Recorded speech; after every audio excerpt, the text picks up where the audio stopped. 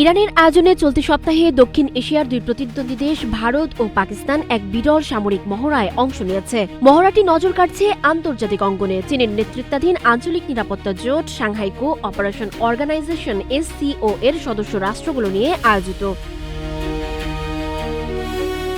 ইরানের পূর্ব আজারবাইজান প্রদেশে শাহানদ 2025 নামে সপ্তাহব্যাপী যে মহড়া অনুষ্ঠিত হয় তাতে SCOর 10 সদস্য দেশ ইরান, চীন, Russia, Bharat, Pakistan, Kazakhstan, Kyrgyzstan, Kazakhstan, Uzbekistan ও বেলারুশ অংশ নেয়।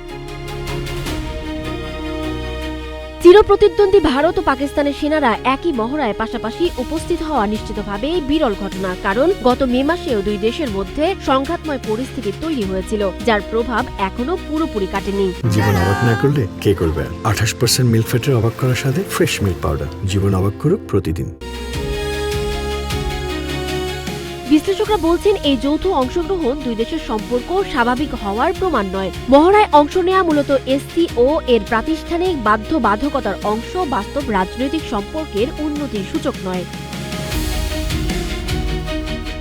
SCOর কিছু কার্যক্রমে ভারত পাকিস্তান উভয় দেশ বাধ্যতামূলকভাবে অংশ নেয়। এতে এই দেশের শীতল সম্পর্কের বরফ গলে গেছে এমন ভাবার কোনো সুযোগ নেই। পাকিস্তানের centre for international strategic studies এর অ্যাসোসিয়েট ডিরেক্টর আনুম খান জানিয়েছেন, এই মহড়াকে প্রতীকী সহযোগিতা ভাবার সুযোগ নেই, বরং দুই দেশ কেবল একটি আঞ্চলিক মঞ্চের অংশ হিসেবে এতে অংশ নিয়েছে।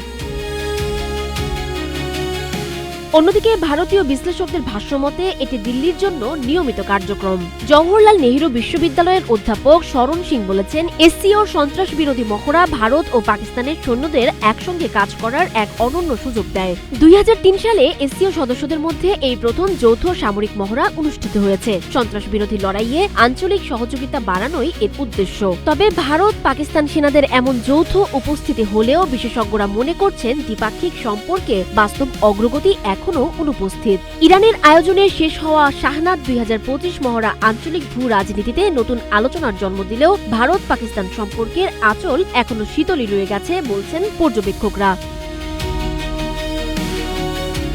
সানজিদা আফরিন, সোনিয়া, নাগরিক প্রতিদিন।